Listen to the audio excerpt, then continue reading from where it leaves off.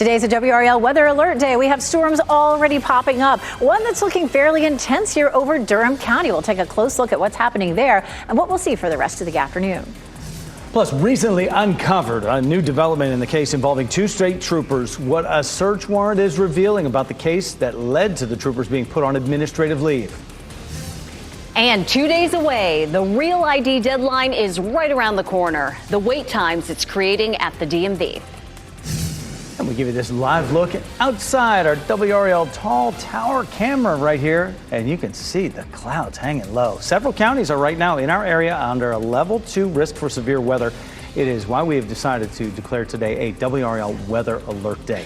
And today's storms could bring the chance of wind damage, possibly hail. Good afternoon to you. I'm Jeff Hogan.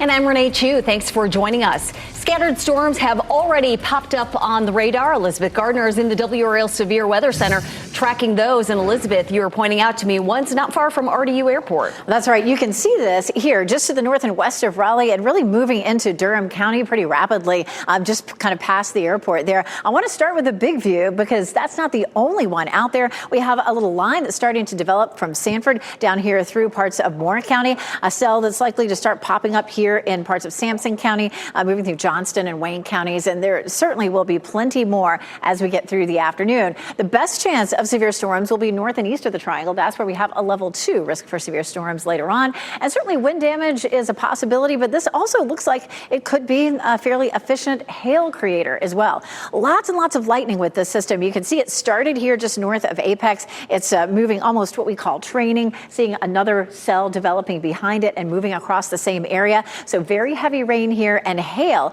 is developing along with some lightning. So you can see here south and east of Durham, that's moving up across Durham right now. We'll sort of change the view up a little bit, and you can see the purple shaded area. That's where we have hail. This is half-inch hail, and that's still fairly big. That's going to be, say pea-sized hail. Quarter-sized hail at an inch is considered severe, and so we may end up seeing a severe thunderstorm warning from this system if that hail looks like it's getting any larger. We've also looked at the potential for a little rotation in this system, but nothing that's reaching the criteria for a severe storm just yet. But I wouldn't be surprised in a few minutes if we don't see a warning placed on this one. Lots of lightning right here, 37 strikes right here around that system. So a pretty dangerous one right there, moving across Durham and then just southeast of Durham. Between noon and 6 p.m. is when we're going to see the best chance of the potential for damaging winds and hail out of this system. And of course, we take a look at some of the cameras. This one is just past the airport, and you can see how dark that cloud is there. Not raining at the airport, but just to the west of the airport. Let's talk about Futurecast. And Futurecast, of course, starts to show some cells popping up. By 12:30, even more of them show up here on Futurecast. And as we move on through the afternoon, we're going to continue to see more of this developing. And again, the greatest threat may end up being up here from Rocky Mountain north and east, where that level 2 risk is. And some of that big threat could end up being some hail. After that, it starts to move out. And we'll talk a bit more about what happens after this system finally moves out coming up. You will want to stay ahead of any severe weather by downloading the WRAL News app. You can sign up for push alerts to get them straight to your home screen. It is free to download. New at noon, new information about a Raleigh crash that sparked the dismissal of nearly 200 cases. A newly returned search warrant details what is heard on body-worn cameras that brought the credibility of two troopers into question. WRAL's Chelsea Donovan joins us live. And Chelsea, you uncovered a new search warrant with omissions made by one state trooper. Right, so Tyrone Mason died in October of last year in a crash on Capitol Boulevard, and it was his death that prompted District Attorney Lauren Freeman to question two state troopers that responded to see if they were in fact credible. Now, Wake County District Attorney Lauren Freeman said evidence from that crash investigation, including video from dash and body cameras, led her to look closer at the work of State Patrol Trooper Garrett Macario and Sergeant Matthew Morrison. Now a new search warrant that we just uncovered is revealing Sergeant Morrison then told Trooper Macario not to tell responding Raleigh Police Department officers that he tried to stop Mason before the traffic accident. The search warrant goes on to say Trooper Macario told a Raleigh police officer that he was not trying to pull Mason over and that he came upon a wreck and saw smoke and debris from the vehicle. Court records show that Macario provided false or misleading information to those officers and that his body camera revealed a different picture than what he provided to law enforcement. Now, 180 cases so far have been dismissed. There could be more, according to District Attorney Lauren Freeman. I spoke with her this morning. She says that she hopes that this case will be resolved in the coming weeks. It's important to note right now, neither one of these troopers have been charged with any crimes. The SBI is still investigating. Live in downtown Raleigh, Chelsea Donovan, WRAL News. A man accused of kidnapping a mother and her baby will make his first court appearance today. Eliodoro Estrada Hernandez is charged with 2 counts of kidnapping, possessing a firearm by a felon, and assault. The FBI arrested him in Knightdale Friday. Investigators say Estrada Hernandez and 2 others kidnapped the mother and her daughter last Tuesday. The mother and daughter were found unharmed the same day in Wake Forest. In less than 30 minutes, we'll have a live report on this story from WRAL's Sean Gallagher. 2 people are hurt after a car hit a tree in Durham early this morning. The WRAL Breaking News Tracker was on the scene near Hope Valley Road and Garrett Road. This happened at 2:30 a.m. in the parking lot of a realty company. Police say they do not believe alcohol was a factor. Fayetteville police identified the man killed at a condominium complex yesterday morning. They say 36-year-old Dante Van Cleef was shot and killed at Barton's Landing off Cliffdale Road shortly before 10:30. Police say there is no ongoing threat to the public and all involved parties are cooperating. Fayetteville City Council is holding a special meeting.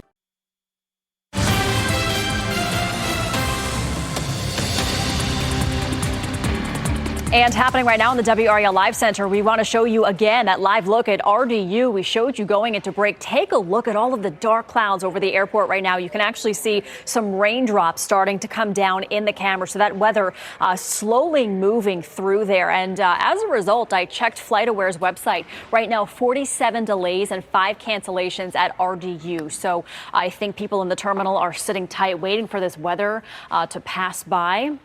We're going to keep an eye on this, see if this goes up or down, and we'll bring it to you live here in the Live Center.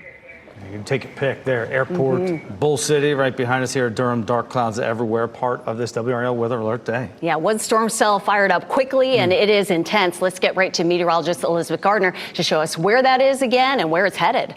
We'll start with a wide view again, and you can see where this is. So parts of Wake County and Durham County in particular, it is moving northward. So folks in Granville County and certainly up toward Person County, you need to be aware. It's moving really out of Chatham County at this point, but it is redeveloping sort of along the same line. We call that training. When we see a cell develop, it moves forward and another redevelops in the place where it was, and it just keeps on moving down the line like a train. So this is a severe thunderstorm warning that's in effect until 12:45. We're seeing large hail with this and the potential for wind damage with winds up to 60 plus miles per hour. So again, this is the warning that's in effect until about 12:45. So you can see another redeveloping cell that's going to be just north of Apex, moving up 540 up toward Durham, and then of course this stronger cell too. This is the one that's been producing some larger hail, some hail at about 1 inch in diameter. An official report of 3/4 of an inch hail is going to be just south and east of Durham, but we've had some radar estimates of 1 inch hail. And you can see that again right here south and east of Durham. That's where the most intense part of this cell is. This is a look at where the hail has been. And you can see as it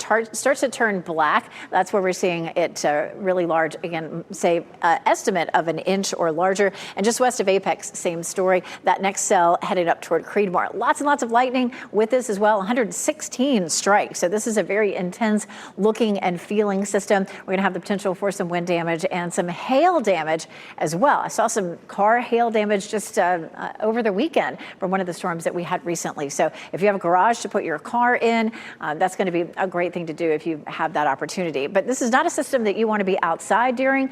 We have the potential for some rotation to happen in a strong storm like this as well. So just be careful and make sure you're in a safe place. It's a level 2 risk for our north and eastern counties from Wilson County northward all the way up toward Halifax and Northampton counties. And it's a level 1 risk from Raleigh down toward Fayetteville. And certainly that is verifying as we're seeing some strong storms developing already. So level 1 and 2 severe threat for today all the way through the afternoon with wind and hail damage potentially along and east of US 1, especially up here north and east of the triangle. So we are looking here. The reason that threat is higher the farther east you go, is we have more moisture in the atmosphere, and there's more instability here. We've started to see a slightly more stable air mass moving in, say, to the western part of the state, but that is not really keeping us from having some of these stronger storms. This is 1:15, and plenty of storms still developing. This is 2 o'clock in the afternoon, and again, at that point, a lot of this is moving into our north and eastern counties, but still the potential really all the way through around 5 or 6 o'clock this evening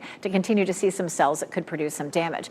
Some pretty dramatic cameras, too, here. As we look past the DBAP, you can see the dark clouds here over Durham, 77 degrees with a dew point of 60. So it's, on the warmer side with some moisture in the atmosphere for sure. Highs in the upper 70s to low 80s for us this afternoon. Once all this moves out, we're going to get a break for a little while. It's going to be a cool start for both Tuesday and Wednesday morning with highs near 80 degrees and then another chance of rain on Friday. We do have that severe thunderstorm warning that's in effect for Durham County, parts of Wake and Chatham counties, as well as Granville County. And we'll check back in on that again in just a few minutes. It expires at 12:45. And Elizabeth, you were talking about how intense these storms were. Our meteorologist team said that 119 strikes of lightning within these severe storms within the past 15 minutes, the ones that moved over Durham and Wake County. As we look live at some of these thick clouds out there from our studio cam. Blue skies rolling back in right behind them just as quickly as it came. It's fast moving. New opioid found. One county in eastern North Carolina is investigating the drug found in the area. Today on WRAL News at 4, what it is and the danger it could cause. Plus, fighting mosquitoes. Temperatures are going up. The bugs are coming.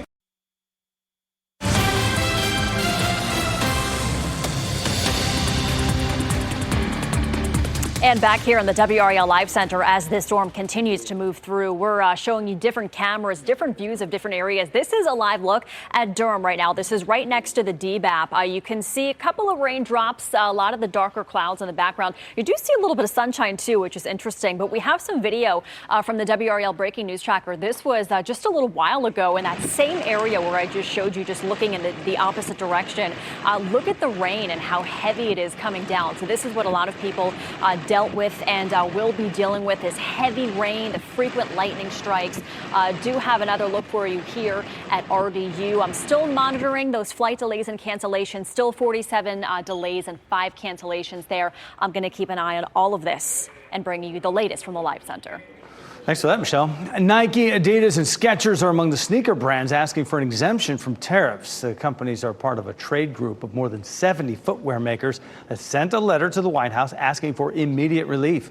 The trade group says orders are already being placed on hold and inventory of footwear for U.S. shoppers may soon run low.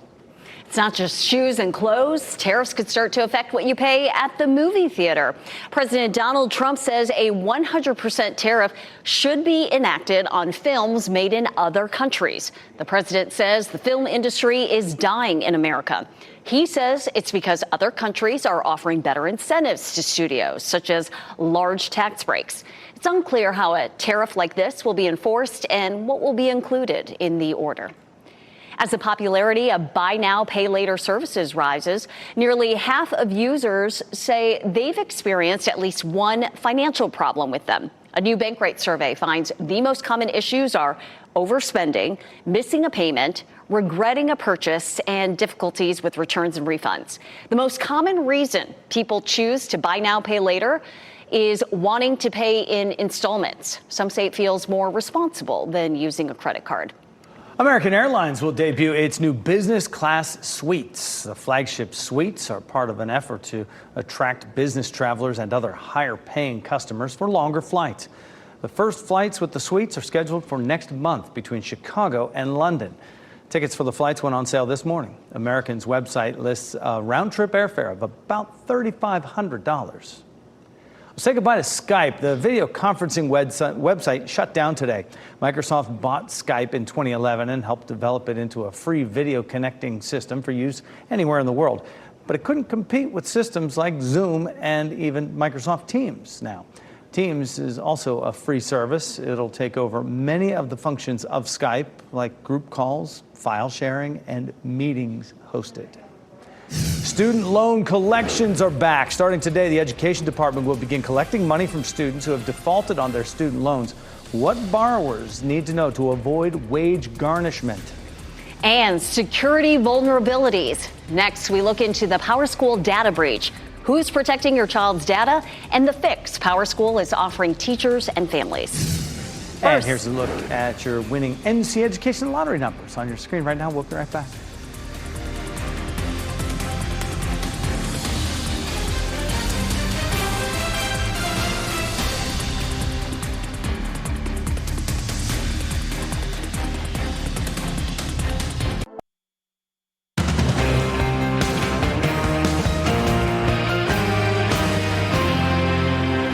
Today is a WRAL weather alert day. For the chance of high wind out there could lead to some damage this afternoon. Yeah, there are a lot of electricity with these storms. Meteorologist Elizabeth Gardner is tracking where they are now, and these storms are on the move. Elizabeth. We take a look at Dual Doppler 5000 radar first with the big picture, because it keeps changing very rapidly. We have a line that's starting to develop here between, say, Chatham County all the way down toward Hope County. And then, of course, we're tracking this line of storms that continues to march northward. So if you're up in Granville County, this is headed your way. What we're seeing with this severe thunderstorm warning is large hail that is enough to do damage to vehicles and potentially to crops in the field and other vegetation, and also some strong winds that could knock down trees. Lots of heavy rain and a lot of lightning as well. Here's what's new. We're starting to see some of these cells develop here in Harnett County and then over toward Johnston County here just east of Raleigh, moving sort of past Clayton, and that's going to keep moving on up into Wake County.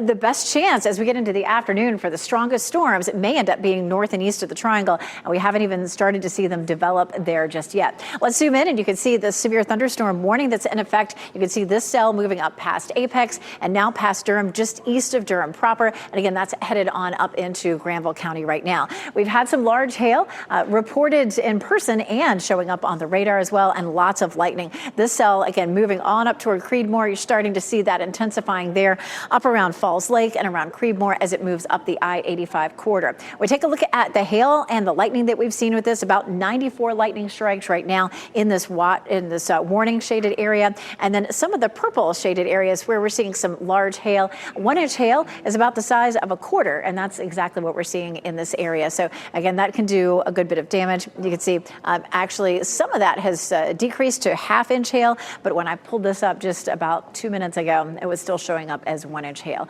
We take a look at our severe weather threat. It's a level 1 risk for most of the viewing area, but from Wilson to Rocky Mount on up toward Roanoke Rapids, it's a level 2 risk for later on today.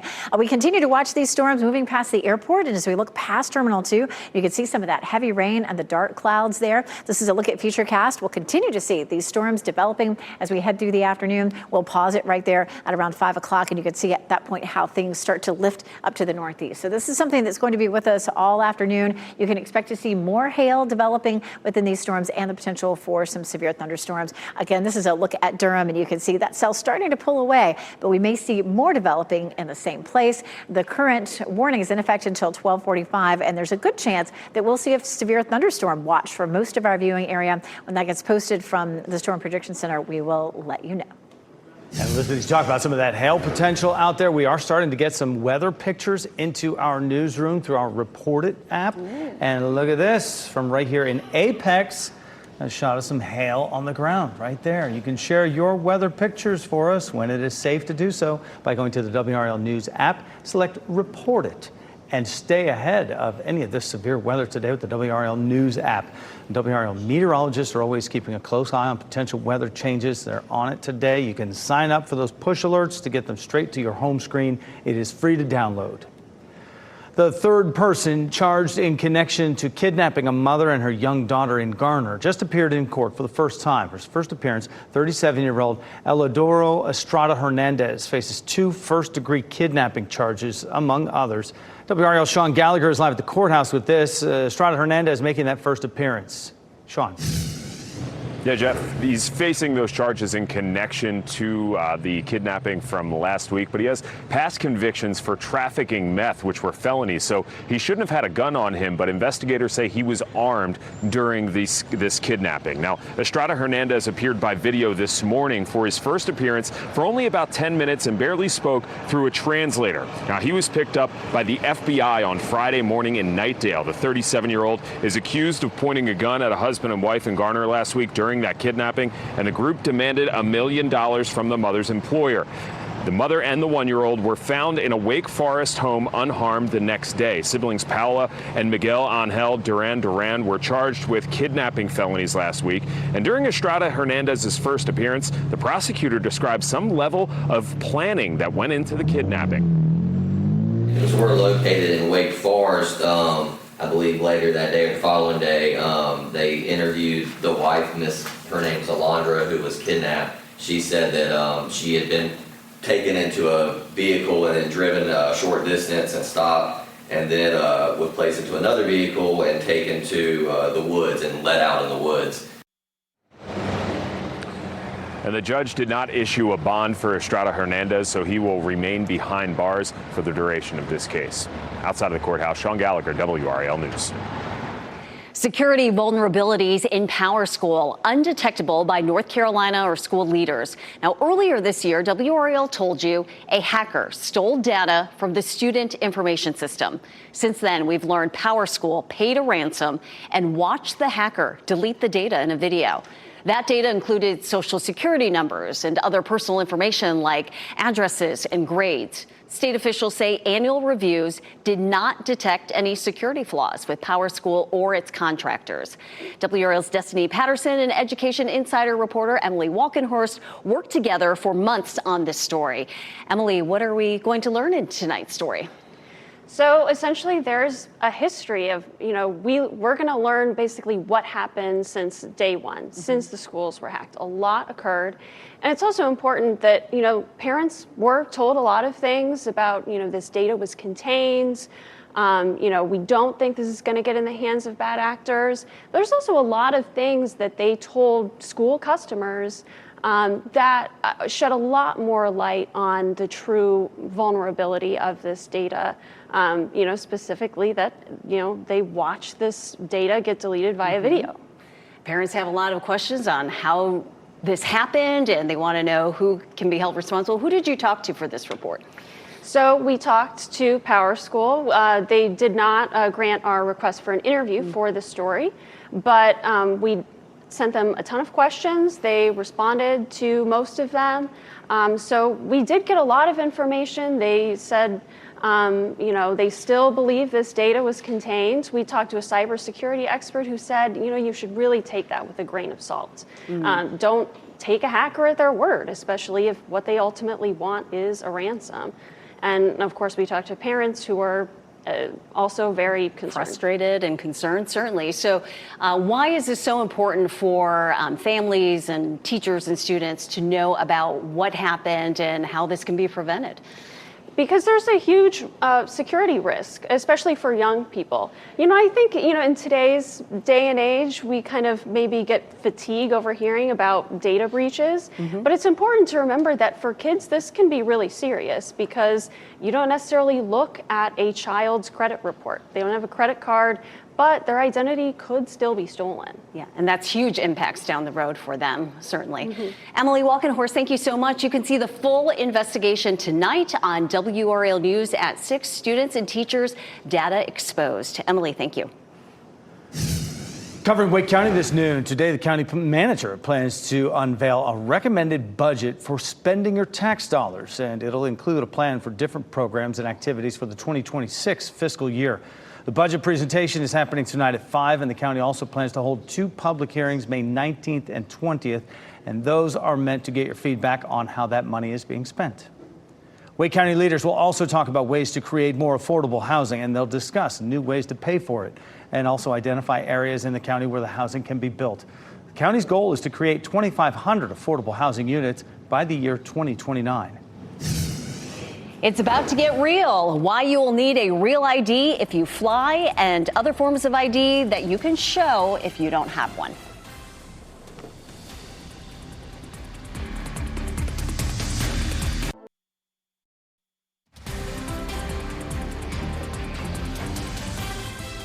.12:40 the timer. Now let's take a live look right now. Fenton, I was there for an event, the Relay for Life this weekend. Did not look like that. I can promise you, those clouds hanging over that, and we have some thunderstorms in our area. Some of them are severe. There's been some hail on the ground in Apex, so be careful as you're out there today. We will check in with Elizabeth in just a moment. After years of postponed deadlines, the Real ID deadline is nearly here. In just 2 days, Americans must have a Real ID to travel through airport security. 5 on your side's Keely Arthur explains what to do if you don't have one in time and what scammers are trying to take advantage of in this situation. First, check your driver's license. If it has a star in the corner, that means you already have your Real ID. And according to the DMV, about 52% of North Carolinians do. But that means that 4.1 million residents in the state who have a driver's license do not have the Real ID version. And of course, many folks are trying very hard to get one right now. Do not let scammers take advantage of the situation. If you start Googling for, fast tracking, how do I get my Real ID sooner, then there'll be these websites that will promise for a fee that can get you Real ID faster. And not only do you lose the fee, but then you give them your personal information. And there is no fast track. There's no third-party organization that can actually accelerate your Real ID. Remember, you need your Real ID for air travel domestically starting May 7th. While it is not a replacement for a passport, you still need one to travel internationally. You can use it in lieu of a Real ID. And veterans also have another option. They can use their Veteran Health Identification Card. Finally, children. You do not need an ID. Anyone younger than 18 does not need one. Keely Arthur, 5 on your side. Student debt. The federal government will start collecting money from millions of people who have fallen behind on their student loans. Next up, we'll talk with a financial expert about what you need to know to avoid credit damage.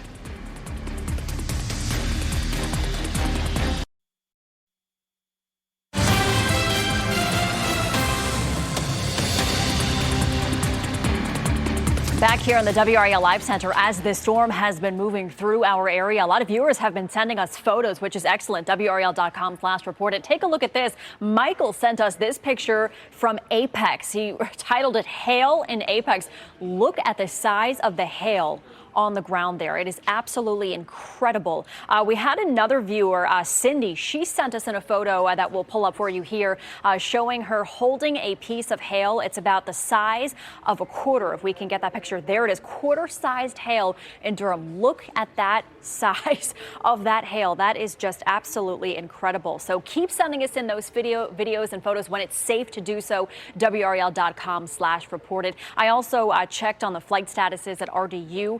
52 delays and 7 cancellations right now, so just keep that in mind if you do have a flight today. Thanks, Michelle. Beginning today, the federal government will start collecting defaulted student loan payments. The Department of Education has not collected student loan debt since the COVID-19 pandemic, 2020 that was. According to the agency, more than 5 million people are already in default on their loans, meaning they haven't made a payment in more than 9 months. And another 4 million are in late-stage delinquency and could soon be in default. So joining us now to talk about what this all will mean for those borrowers is Associate Professor of Accounting at NC State, Christina Llewellyn. Thank you so much for joining us.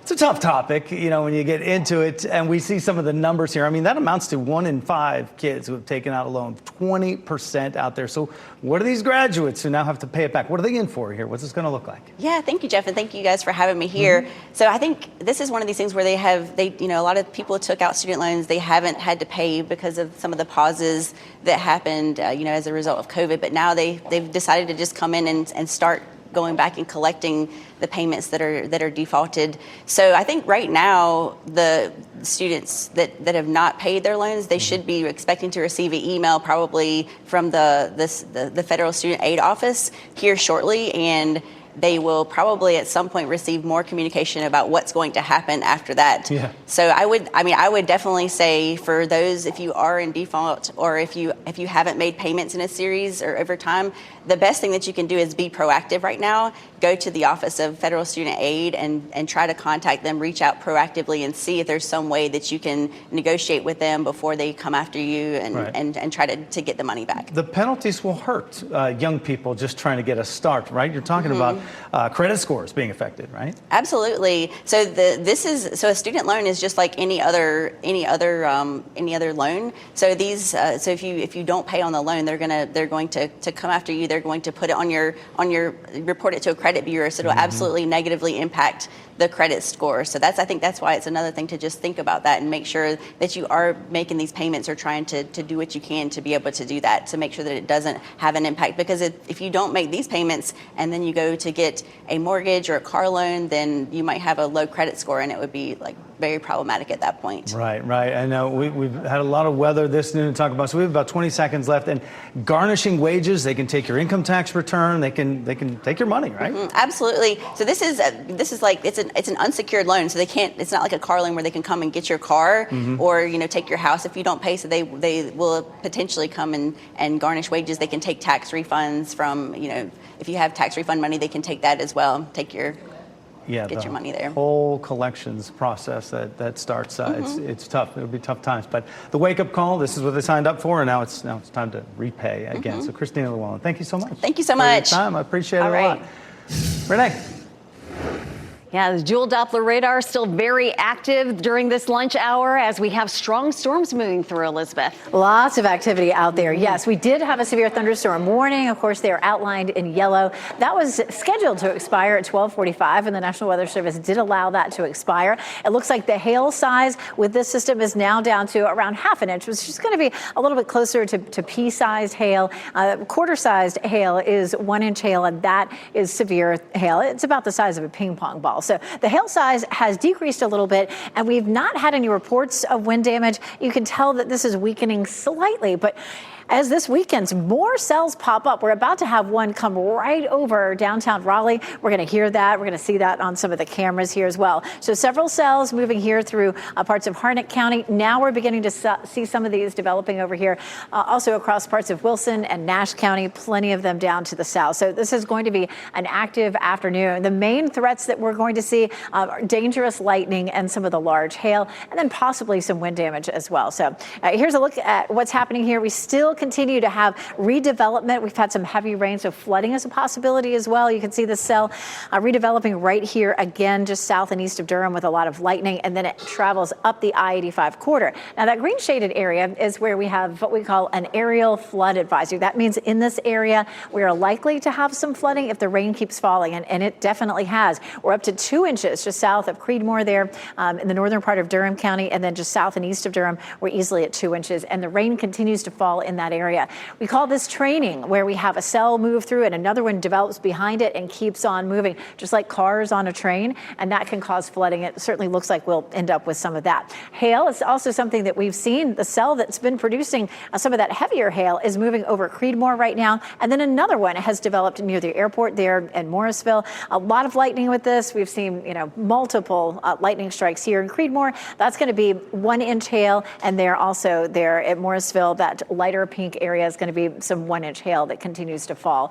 So definitely a dangerous situation as we head through the afternoon. We'll jump on ahead and take a look at our severe thunderstorm watch potential. We've only had the one warning so far for parts of Wake, Durham, Chatham, and up around Granville County. But we may see more of those warnings, advisories for hail, for flooding as this system continues. So we'll let you know if and when the National Weather Service issues a watch for us. We're expecting to see this through 6 o'clock at least. Damaging winds and hail, frequent lightning, some flooding, and of course we have a level 2 risk in some of our eastern counties. That's going to include Clinton. Oh, this is brand new. They just adjusted this. It looks like added Clinton and Goldsboro, as well as Smithfield, Lewisburg, Warrenton, South Hill. So all this will gradually start to shift eastward and become a little bit more active, a little bit more intense as we get through the afternoon with some of the daytime heating. This is a look at North Hills. We're looking over toward Morrisville, where we were seeing that potentially severe storm. Definitely some large hail with that.